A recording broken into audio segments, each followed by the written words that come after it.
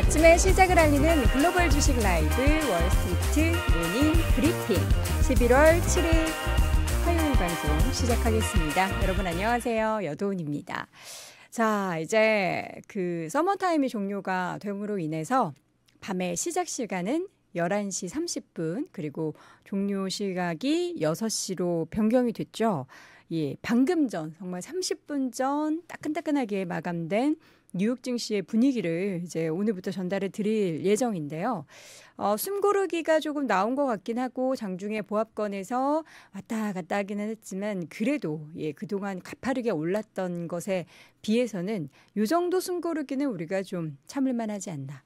한창 열심히 산을 막 열심히 오르고 나면은 그 이제 중턱에서 좀 쉬어야 되잖아요. 숨도 한번 고르고 이제 이쪽 길로 갈까 저쪽 길로 갈까 고민도 하고 하는데 과연 지금의 숨 고르기는 또 어떤 것들을 의미할까. 잠시 후에 이어지는 심층 인터뷰 메리츠증권 권동호 부장과 함께 또 자세한 시장 이야기 나눠보겠고요. 오늘도 월가의 소식은 그랜어리 투자자문 이완수 대표와 함께 월가 소식들 전해 듣도록 하겠습니다.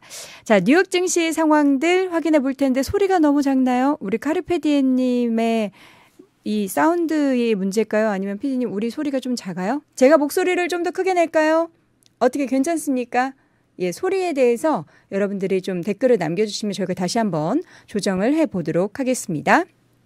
소리 괜찮으면 뉴욕 증시 브리핑 시작하도록 하겠습니다. 자, 3대 지수가 장중에 빨간불을 살짝 켜긴 했습니다만 결국에는 장 막판 상승으로 돌려냈습니다. 예, 해냈습니다. 다우지수 0.1%. 너무 좀 적긴 하지만 그래도 예, 초록불로 마감이 됐고요. S&P 500 지수는 0.18% 상승을 했습니다. 나스닥 지수도 0.3% 올랐는데 여기서 이게 어떤 시그널인지는 모르겠습니다만 러셀 2000 지수가 1.2% 하락을 했습니다. 자, 이 가운데 국제유가가 여러분 참 저는 유가의 이 최근의 움직임을 보면서 신기하다라는 생각이 듭니다. 막 전쟁 났네, 이거 큰일 났네 하면서 IB 쪽에서도 이거 이러다가는 확전되면은 150달러는 기본이다. 뭐 크게 올라갈 것이다. 과거 이럴 때 이랬다라는 이야기를 하지만 지금 상황에서 WTI 기준으로 국제유가는 오히려 안정세를 되찾으면서 배럴당 80달러 선에서 등락을 보이고 있는데요. 밤사이에도 사우디나 러시아에서 공급 축소를 연장을 재확인을 했습니다. 그럼에도 불구하고 상승을 했지만 상승폭은 굉장히 제한적으로 1%도 되지 않았고요. 80달러 선 초반에서 등락을 보이는 모습을 보였습니다. 국제유가가 상승을 지금 뭐 했다라고 쳐도 52주 전고점 대비해서 한 12% 정도 빠져있는 상황이고요. 올해 들어서만 상승률을 보면은 한 0.7% 오르는데 그치는 모습입니다. 지정학적 불안감이 있음에도 불구하고 이 정도면 견조하다라고 평가해 볼 수가 있겠죠. 자, 국제유가의 이런 움직임 그리고 어제 시장이 약간 주춤주춤했었던 건 10년물 국채 금리가 다시 한번 4.6%로 올라섰습니다. 이 국채 입찰 관련해서도 이번 주 예정돼 있는 그 스케줄을 봐야 한다. 다양한 이야기들이 나오고 있고 일부에서는 부정적인 얘기도 많습니다. 지금 최근에는 사실 주식 시장이 등락을 보이는 가장 큰 원인 중에 하나가 국채 금리에 따른 움직임들이 바로바로 반영이 되잖아요. 계속해서 5%에서 4.9, 4.8, 4.5까지 지금 내려오면서 주식 시장도 그에 반비례하면서 계속해서 올라섰는데 밤사이엔 다시금 장중에 10년물 기준으로 4.6을 재돌파하긴 했지만 주춤하는 그 사이에 또 지수는 다시금 강보합권으로 정신 차리면서 올라왔습니다. 어쨌든 국제유가가 국채 금리가 다시 한번 올라왔다라는 부분도 여러분 체크해 두셔야 될 포인트가 될 것 같고요. 미국의 경제지표 10월에 고용 동향 지수가 발표가 됐습니다. 지난주에 우리 고용 보고서 내용 보면서 고용에 대한 열기가 좀 식고 있다라는 것을 확인을 했죠. 어떻게 이번에 10월 고용 동향 지수가 발표가 됐는지 보자면 114.16을 기록을 했다라고 발표가 됐네요. 직전 달 9월이 114.63에서 10월에는 114.16으로 뭐 소수점 자리긴 하지만 조금 감소를 했다라는 건데 고용 동향 지수가 뭐냐를 보면은 고용 시장에 대한 선행 지수격인 경제 지표입니다. 그래서 이 지수가 증가를 하게 된다면 고용이 다시 한번 증가할 가능성이 높다로 평가를 하고 반대로 지수가 떨어지게 되면 향후에 고용이 감소할 수 있다. 그러니까 이번 10월의 지표도 조금씩은 고용 시장이 소강 상태에 접어들고 있음을 이야기를 하고 있고요. 그리고 최근 관련해서 이 발언들을 보면은 이 지표 관련한 발언들을 보면 일자리 증가가 둔화되는 신호가 나타나고 있다라고 이야기하면서 고용 시장은 계속해서 냉각되고 있고 임금 상승률이 둔화가 된다라고 하면 연준은 현재의 긴축 기조에 맞춰서 금리 인상을 종료할 수도 있다. 근데 여기에 이제 찬물을 끼얹는 게 이제 바클레이즈. 저희가 종전에도 잠깐 말씀드렸던 것처럼 12월에는 금리 인상 가능성은 없지만 1월에 금리 인상 가능성 열어둬야 해. 이런 보수적인 의견도 있고요. 뭐 계속해서 부정적인 시장을 약세 쪽으로 보는 쪽에서는 지금의 시장 반등은 그냥 베어마켓 랠리 가운데서 잠깐 데스켓 바운스 정도다. 이러한 상승은 1, 2주 내에 종료가 될 것이다라는 그런 이야기를 하는 곳도 있습니다. 그럼에도 불구하고 계속해서 시장은 조금 더 강한 모습을 나타내는 상황이 연출이 되고 있는 것 같습니다. 자, 그리고 또 다른 소식 하나, 이제 AI 붐을 조금 더 부를 화력을 높일 수 있을 만한 소식이 될지 모르겠습니다. 여러분들이 좀 평가를 해 주시죠. 챗GPT 개발사가 더 강력해진 AI 모델을 공개하면서 시장의 주목을 받았는데요. 개발자 회의를 열고 새로운 AI 모델 GPT-4를 터보를 공개를 했습니다. 최신 정보가 업데이트가 됐고 가격이 좀 인하가 됐다라고 하는데요. 관련해서 CEO의 연서 내용을 잠깐 보면 챗GPT는 현재 1억 5천만 명 이상의 활성 이용자를 보유하고 있고 포춘 500대 기업 가운데서 92% 이상이 4사의 플랫폼을 활용하고 있다라고 합니다. 이번 모델 같은 경우에는 2023년 4월까지 학습된 데이터를 바탕으로 답변을 제공한다라고 하는데요. 그동안에 이전 버전에서는 3,000단어까지 입력이 됐다면 이번 버전에서는 최대 300페이지까지 입력이 되기 때문에 책 한 권을 읽지 않고 챗GPT의 그 내용을 입력을 하면 요약해줘. 이렇게 300페이지 딱 넣어놓고 챗GPT 자 요약해줘 하면은 그 요약을 해줄 수 있다. 바쁘다 바쁜 현대사회 속에서 이런 요약 버전이 나오게 된다면 보고서 같은 것도 착 올려놓고 자 그래서 이 보고서 핵심 내용을 요약해줘 라고 하면 바로 나오게 되는 거겠죠. 자, 이번 챗GPT의 새로운 AI 모델, 더 강력해진 AI 모델이 또 관련한 시장, 관련한 기업들의 주가를 뜨겁게 달굴 수 있을지 기대해 보겠습니다. 자, 이어서는 전체적인 시장 분위기 맵을 통해서 확인을 해보도록 하겠습니다. 빅7 종목 중에서는 물론 빨간불 켠 종목도 있긴 합니다만 그렇게 큰 하락은 아니었고요. 마이크로소프트 1%, 애플 1.4%, 그리고 엔비디아가 1.6%, 구글은 0.8%, 메타는 0.4%, 아마존은 0.8%, 반면 테슬라는 장중에는 2% 넘게 오르기도 했지만 마감은 0.3% 하락으로 마감이 됐습니다.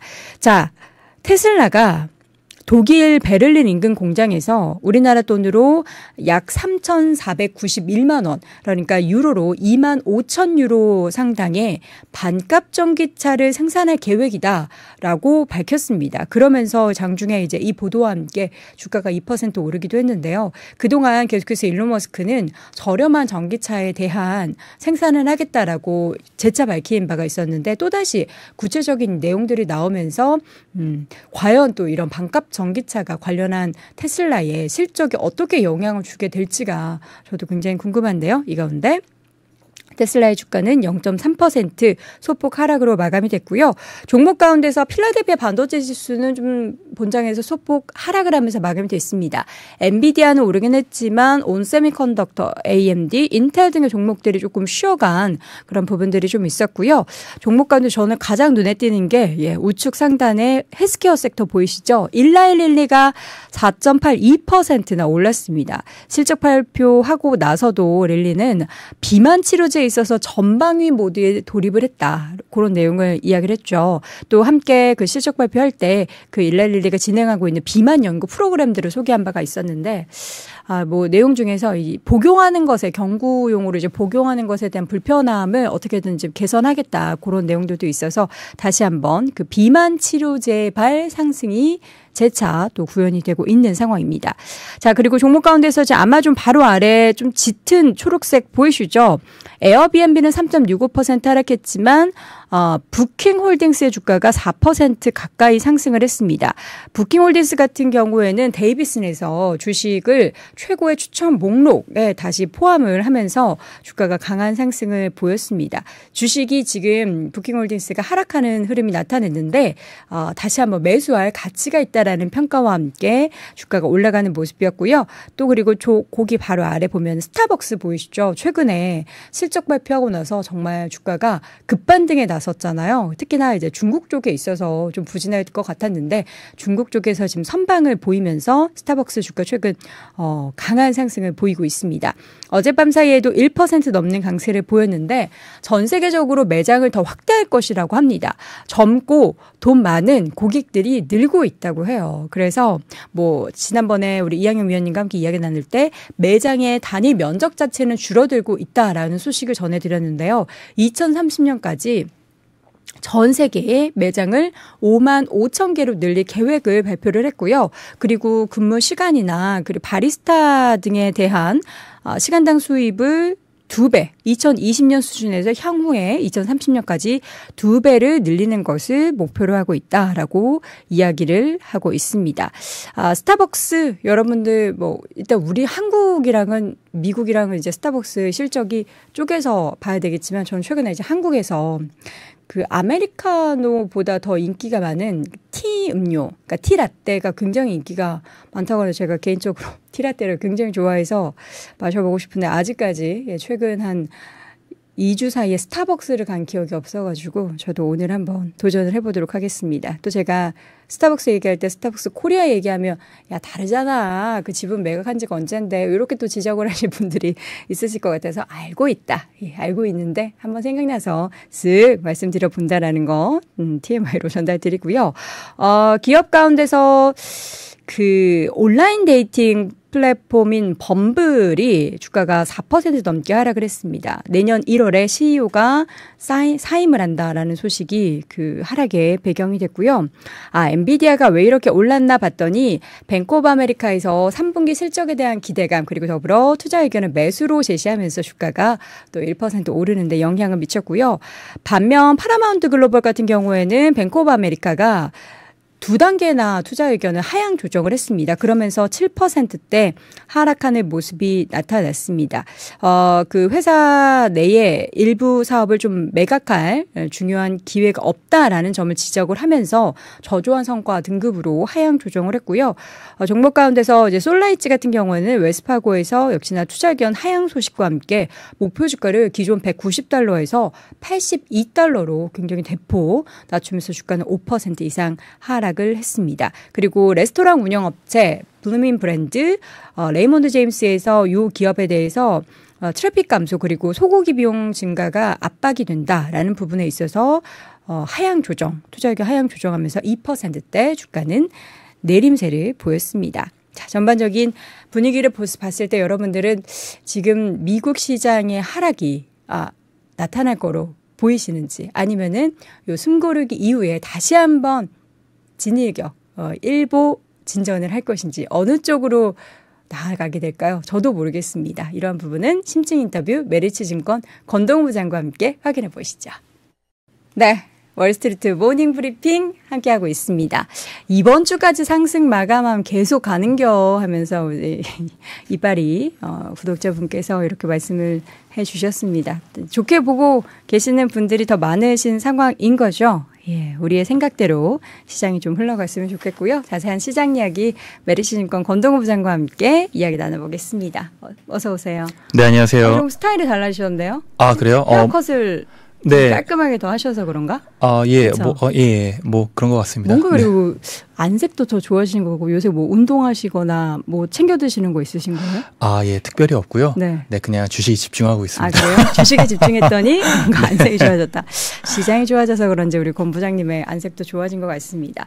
자, 오늘 이야기 나눠볼 주제. 자, 상승 랠리를 이렇게 펼쳐나가고 있는 시장에 대해서 1990년대 미국 골디락스를 기억하자. 이때가 어땠길래 지금과 뭔가 좀 유사한 점이 있나 봐요?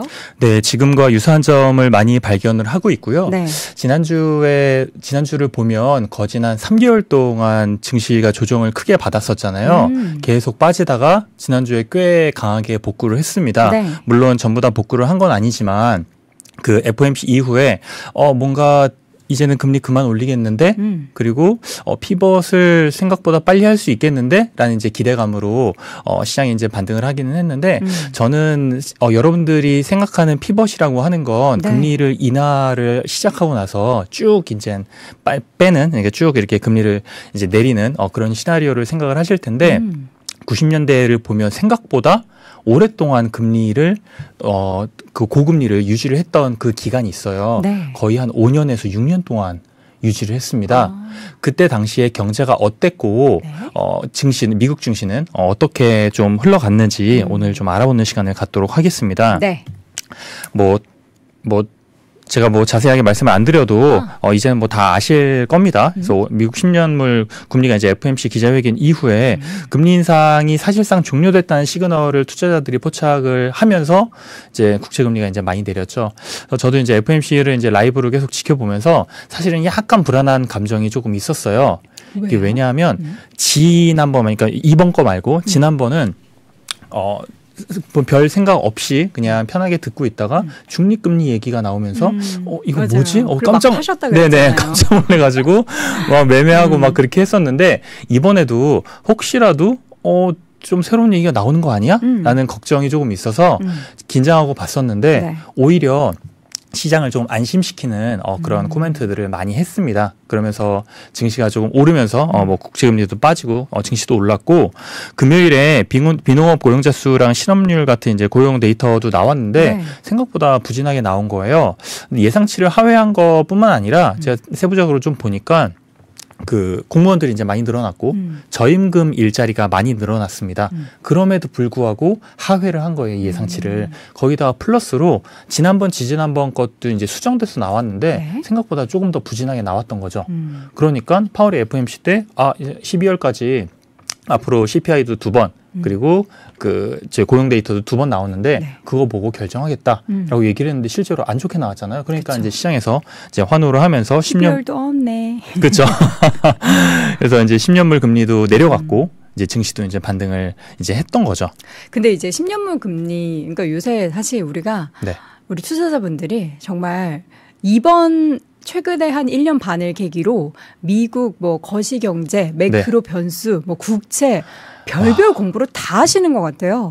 그러니까요. 그러니까 물가와 시장의 관계, 국채 시장과 주식 시장 간의 관계, 별걸 다 공부하고 있다라는 생각이 드는데 어쨌든 국채 금리가 지금 올라가고 떨어지고에 따라서 시장도 내려가고 올라가고를 반복을 하자는 반비례로 네네. 밤사이에는 다시 한번 국채 금리가 10년물 기준으로 살짝 튀었단 말이에요. 네. 이건 또 어떻게 우리가 해석을 해야 되는지 그럼에도 불구하고 지수가 좀 버텨내긴 했거든요. 저는 그렇게 봐요. 이번에 이제 10년물 금리가 워낙 숏을 이제 많이 쳐놨기 때문에 숏 커버가 지난주 수목금에서 강하게 들어왔던 것 같고 네. 그렇기 때문에 국채금리 기준으로 거의 한 10% 정도 빠진 거잖아요.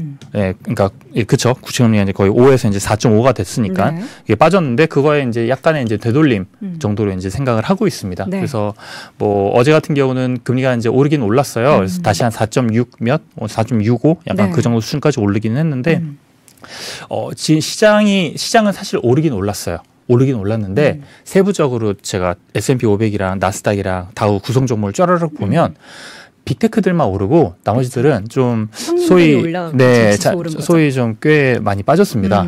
그래서 금리의 영향을 조금 더 많이 받는 이제 러셀 같은 이런 중소형 지수는 크게 하락했어요. 네, 꽤 많이 하락을 했어요.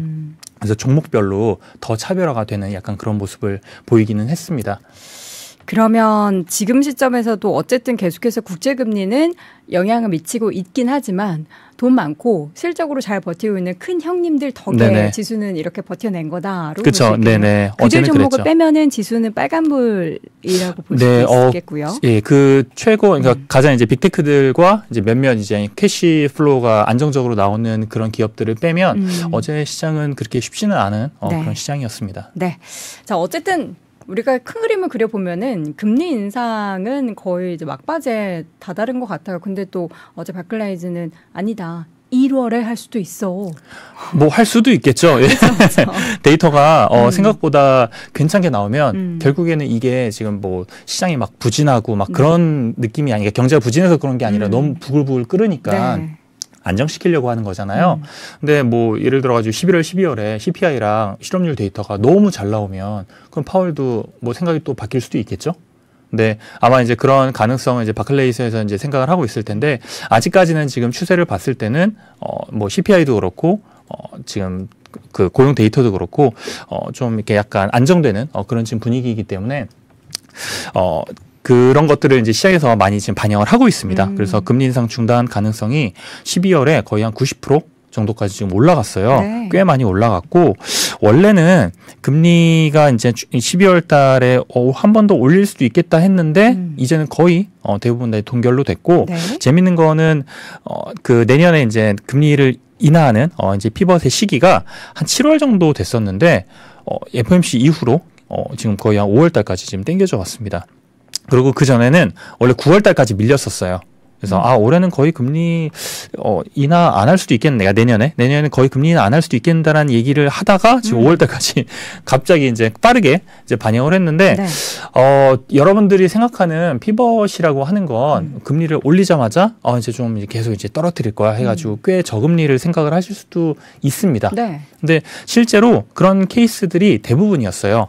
그래서 제가 갖고 온 데이터를 보시면 이게 거의 한 70년 데이터인데 빨간색으로 된 게 기준금리고 파란색이 10년, 초록색이 2년물 금리입니다. 보시면 아시겠지만 피크 찍고 내려오고 찍고 내려오고 찍고 내려오고를 계속 반복을 했어요. 그래서 빨간색이 내려오면서 파란색하고 이제 초록색도 이제 같이 이제 내려오는 모습을 보였는데 네. 한 구간이 꽤 오랫동안 고금리를 유지했던 구간이 있어요. 언제예요? 언제냐면 90년대입니다. 그게 바로 1990년대다. 네네. 그래서 보시면 이때거든요. 1995년, 1994년부터 95년까지 1년 동안 기준금리를 거의 한 3% 정도 빠르게 올렸습니다. 네. 3% 올리는 거면 한 번 올릴 때 0.25에서 0.5%씩 계속 올린 거예요. 저 때 무슨 일이 있었죠? 90년대가? 그때도 이제 인플레이션 이제 문제가 있었고 그래서 이제 빠르게 금리를 이제 올렸는데 네. 그때 채권 시장 대학살이라는 얘기가 이때 처음 나왔습니다. 채권 시장이 지금과 같이 굉장히 타격을 많이 받았어요. 근데 금리를 이제 3%에서 6%로 이제 두 배를 이제 빡 올리니까 다른 나라들이 이제 문제가 생겼던 거죠. 네. 특히나 미국의 인접 국가인 멕시코가 경제 위기를 맞이합니다. 그래서 95년도에 멕시코 경제 위기가 크게 오면서 중남미 국가로 조금씩 위기가 좀 퍼지는 그런 모습이었고 96, 97년에는 우리들이 잘 알고 있죠. 태국, 인도네시아, 한국까지 이제 오면서 동아시아 금융위기가 맞아요. 같이 온 거예요. 우리나라 IMF 시기죠. 그렇죠. 그러고 98년도에 러시아가 모라토리움을 선언을 했고 이때 혹시 제가 LTCM 그때 헤지펀드 파산한 거 네. 올해 3월 정도에 제가 말씀을 드렸는데 이때예요. 98년도에 됐고 이제 99년도에 브라질, 아르헨티나 경제 위기가 왔어요. 네. 그러니까 지금 미국을 제외하고 전 세계적으로 굉장히 안 좋았던 시기였는데 그때 금리 추이를 보시면 생각보다 별로 안 빠졌습니다. 네. 이게 6%에서 제일 많이 빠져왔자 4.75까지 빠진 거예요. 그러니까 1% 조금 넘게 움직였고 네. 그것도 추이를 보시면 계속 내려온 게 아니고 내려왔다가 유지됐다가 살짝 올렸다가 유지됐다가 확 내렸는데 이때가 언제냐면 러시아 모라토리엄 선언해가지고 LTCM 이제 헤지펀드가 파산하면서 미국 경제에 영향을 줄 것 같으니까 이때 조금 금리를 좀 내렸고 그리고 다시 올렸습니다. 그러니까 보면 뭐냐면 미국의 경제 타격이 없는 이상 금리를 세게 내릴 이유가 없다라는 거죠. 그러면 우리가 지금 생각을 할 때 미국 경기가 꺾이지 않으면 금리 인상 없다로 봐야 된다라는 거잖아요.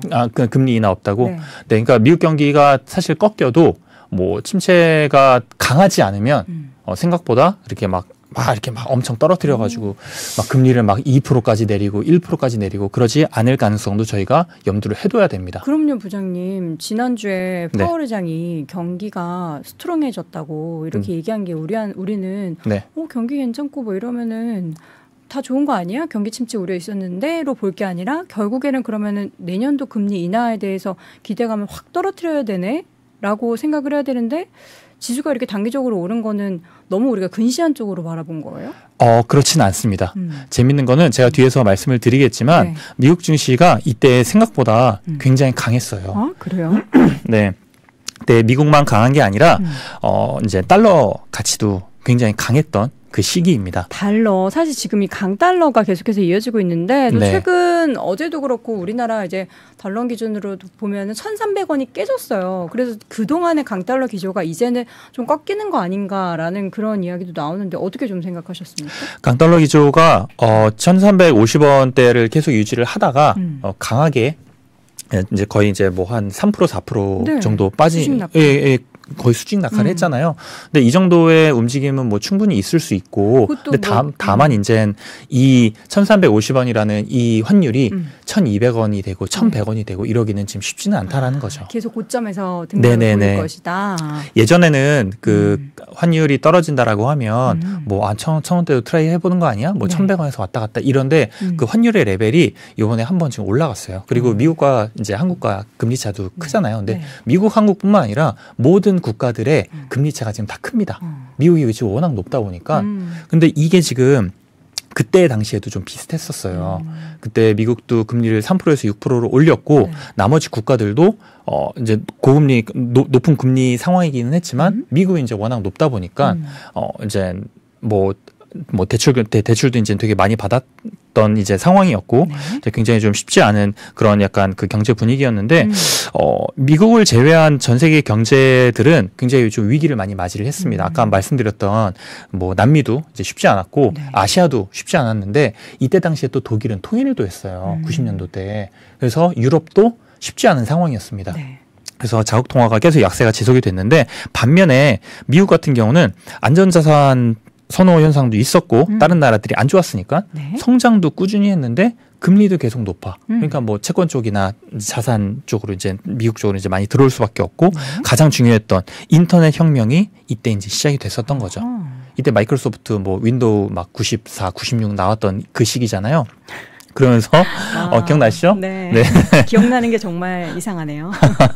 그러면서 이제 미국의 자금이 집중되면서 달러가 강세가 됐는데 거의 80에서 120까지 거의 50% 올랐어요. 그러니까 이런 뭔가 새로운 기술의 변혁이 그때 당시에 같이 함께 이루어졌다라는 거잖아요. 네, 맞습니다. 고금리에다가 경제도 좋았는데 새로운 기술이 하나가 딱 들어왔었던 거죠. 닮은 게 진짜 많네요. 맞아요. 지금은 보면 AI가 또 그 새로운 패러다임을 바꾸고 있는 게 되고 있는 거잖아요. 맞아요. 그래서 지금은 이제 어떻게 보면 데자뷰로 약간 느껴지는 게 이제 AI가 그때 당시 이제 인터넷 혁명이었고 이때 사람들이 좀 걱정을 할 수도 있는 게 고금리가 거의 한 5년에서 6년 동안 지속이 되고 달러도 강세가 되는데 생각보다 증시가 좀 안 좋을 수도 있지 않을까라고 생각을 하실 수도 있는데 제가 갖고 온 차트를 보시면 강세장이 이때부터 시작이 됐어요. 그래서 금리 인상을 중단했던 때가 이제 95년 2월이었거든요. 이때 거의 S&P가 500에서 6년 동안 1,500까지 3배가 오릅니다. 이런 거 보여주지 마세요. 왜요? 그럼 지금 S&P가 지금 4,000 넘었는데 432 12,000 간다는 거예요. 12,000원이 아니고 12,000원이 간다는 거예요. 가슴이 뛰는 숫자네요. 아이고, 그렇게 된다면 지금 있는 재산 모두 빼가지고 S&P 500 인덱스 사겠습니다. 그래서 그때 당시에 고금리였음에도 불구하고 시장이 막 빠지거나 횡보가 되지 않았다라는 거죠. 그래서 95년도 금리 인상 중단부터 미국이 골디락스 장세가 펼쳐졌는데 골디락스는 3가지 이제 조건이 있어야지 골디락스라고 부릅니다. 경제 성장이 이제 어느 정도 조금 꾸준하게 강해야 되고 인플레이션이 생각보다 그렇게 높지 않아야 되고 한 2%에서 3% 정도 실업률도 생각보다 크게 이제 높지 않은 그런 약간 어떻게 보면 약간 최적의 약간 황금률 같은 그런 경제 상황을 골디락스라고 하는데 이때가 그랬어요. 그리고 제가 여기 체크를 여기 하나 더 해놨는데 이때가 그 LTCM 파산했던 그때입니다. 살짝 조정이 받긴 했네요. 사실 살짝이라고 하기에는 20% 조정받았거든요. 그때 당시에는 힘들었겠지만 이렇게 보니까 또 그렇죠. 같아요. 네, 맞아요. 어쨌든 이때를 제외하고는 계속 달렸었던 거예요. 그러면 이때 당시랑 제가 계속 이제 현재 상황이랑 비슷하다고 말씀을 드리는 게 미국이 지금 금리가 전 세계에서 굉장히 높은 수준이고 미국 금리랑 지금 이머징 마켓의 금리랑 거의 비슷합니다. 그러면 경제 체력이 아예 다른데 네. 금리가 비슷하면 자본이 어디로 쏠릴지는 저는 뭐 당연하다고 뭐 제가 말씀 안 드려도 당연하다고 생각을 하고 네. 이로 인해서 이제 달러 강세가 유지가 계속 될 수밖에 없는 상황인 거죠. 근데 지금 미국의 국가가 아직은 무너진 국가는 없어요. 하지만 인플레이션도 안 잡힌 곳 많고 성장도 낮아졌고 고금리가 계속 유지가 되니까 많이 힘든 상황입니다. 그러다 보니까 이 통화들은 계속 약세가 되고 있어요. 뭐 원화도 마찬가지고 모든 나라 이제 모든 국가들의 메이저 통화들이 다 지금 약세가 되고 있는 상황입니다. 네. 거기다가 지금 전쟁도 계속 나고 그쵸. 지금 뭐 리쇼어링도 계속 진행이 되잖아요. 이게 저는 그렇게 생각을 해요. 탈세계화가 됐고 그리고 미국에서 리쇼어링을 진행하는 것 자체가 다 비용이 올라가는 이슈거든요. 근데 비용이 올라감에도 특히나 리쇼어링을 미국에서 이렇게 진행을 하는 거는 자신이 있어서 하는 것도 있는 것 같아요. 자신이 있다라는 건 이게 무슨 말이냐면 예전에는 계속 글로벌 교역을 자유무역 교역을 많이 했잖아요. 네. 그러니까 가장 싼 곳에서 만들어 가지고 이제 미국에서 수입을 해서 이제 거기서 이제 소비를 하면 됐었는데 그때는 중국에 공장을 만들면 3만 명이 이제 필요했다라고 하면 이거를 미국에 이제 갖고 와서 사람은 300명 필요한데 나머지는 AI랑 로봇으로 채우는 그쵸. 거예요. 기술의 혁명으로 인해서. 맞습니다. 그 기술의 혁명이 생산성의 혁명이고 비용이 감소되는 거잖아요. 네. 이 정도면 리쇼어링 할만하다는 거죠. 그러면 예전에 다 같이 분업해가지고 잘하자가 아니라 네. 이제는 국가 간 분업이 아예 필요 없진 않아요. 저부가 가치는 필요합니다. 근데 그쵸. 고부가 가치 산업 같은 경우는 지금 미국 혼자 할 수 있는 상황이 지금 전개가 지금 되고 있는 거예요. 그러면 우리가 AI가 발전하고 로봇이 발전하고 좋다 뭐 세상이 더 좋아지겠구나라고 생각하실 수도 있겠지만 이거는 결국에 미국한테 가장 좋은 쪽으로 지금 갈 수밖에 없는 그런 지금 상황인 거죠. 결국엔 미국이 리쇼어링 한 것도 네. 자기네들이 다 모든 패권을 주려고 하는 그런 맞습니다. 행동이었는데 우리는 뭐 어떡해요. 따라갈 수밖에 없는 상황인 거잖아요. 네, 그렇죠. 근데 뭐 저희가 이 방송은 그래도 미국 주식만을 위한 방송이니까 그쵸. 미국에 조금 더 네. 포커스를 맞춰서 말씀을 드리면 네. 그래서 결국 아까 말씀드린 거랑 비슷하게 지금도 탈세계화로 지정학적 불안도 커지고 이게 뭐 단기에 끝날 것 같지는 않아요. 그러면 이제 안전자산 선호도 높아지고 그 미국은 성장도 계속 안정적으로 가고 있는데 금리도 높은 수준을 계속 유지해 거기다가 플러스로 AI 혁명이 이제 시작이 됐다고 저는 보고 있습니다. 네. 이렇게 되면 미국의 자금이 집중될 수밖에 없는 상황으로 저는 보고 있어요.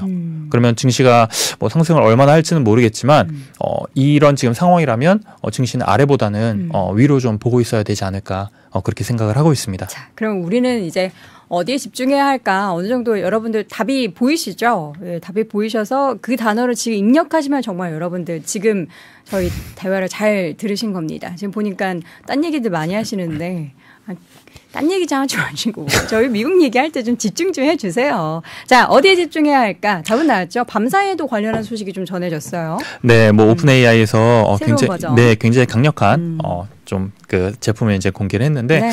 결국 이번 저는 실적 발표를 하면서 굉장히 좀 재밌었어요. AI의 모든 기업들이 전력 투구를 하고 있구나라는 거를 알 수 있었고. 네.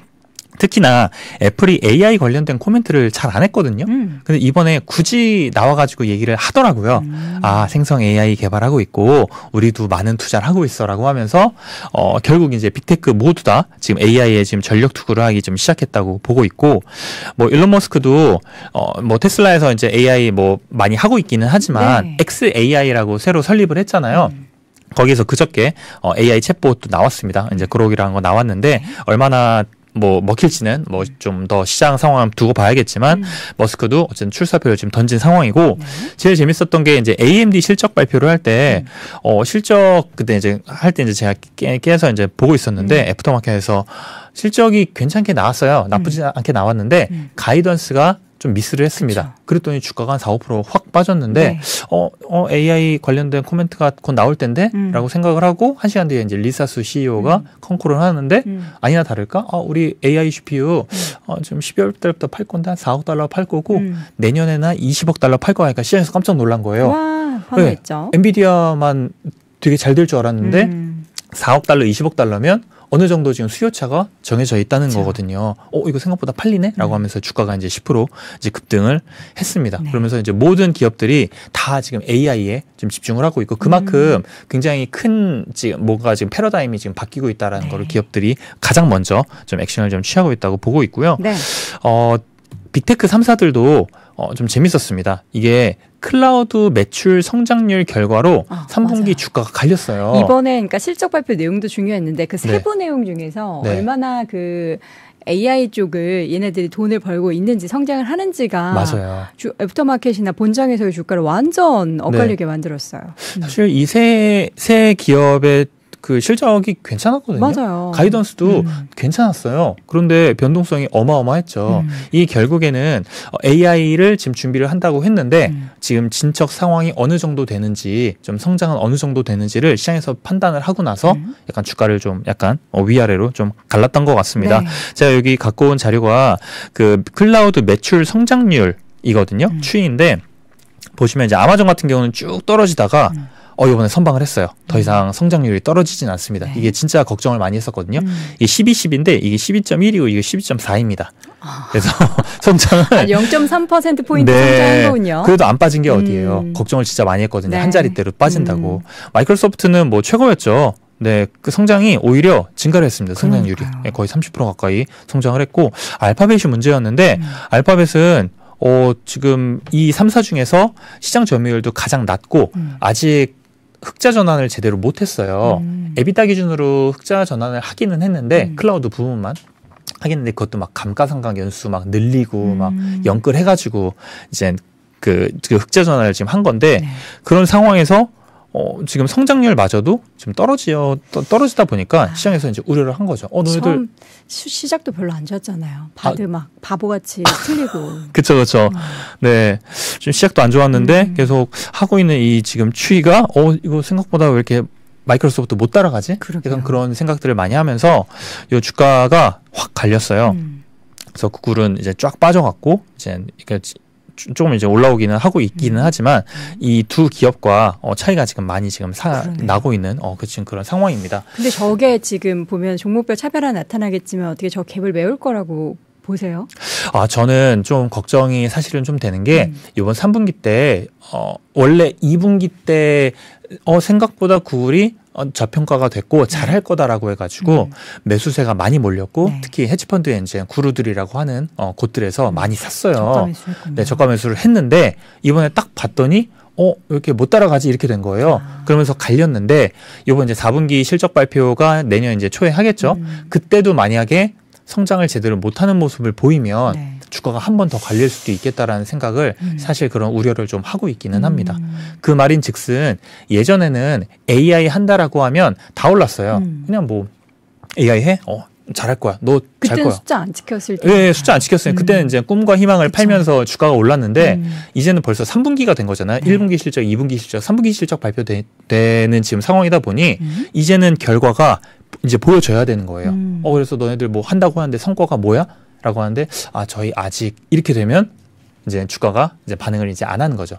다 같이 AI 종목이 오르는 구간에서 이제는 소수의 몇몇 종목들이 조금 치고 나가는 주도주를 치고 나가는 그런 지금 모습을 지금 보이고 있는 상황이기 때문에 저는 종목별 차별화가 이제 생기기 시작했으니 산업 성장하는 것도 좋기는 하지만 이제는 종목 단으로 이제는 들어갈 좀 시기가 되지 않았나 네. 그렇게 좀 판단을 하고 있습니다. 알겠습니다. 자, AI가 바꿔낼 시장의 움직임 우리가 이제 지금까지는 꿈과 희망으로 쭉 지켜봤다면 앞으로는 이제 숫자가 찍힐 거고요. 그 숫자들이 과연 S&P 기준으로 이전에 1990년대 완전하게 다르게 만들었던 그 시기처럼 3배까지 올려낼 수 있을지는 지켜보도록 하겠습니다. 오늘의 시간 심층 인터뷰 메리츠증권 권동호 부장 함께 했습니다. 고맙습니다. 네, 감사합니다.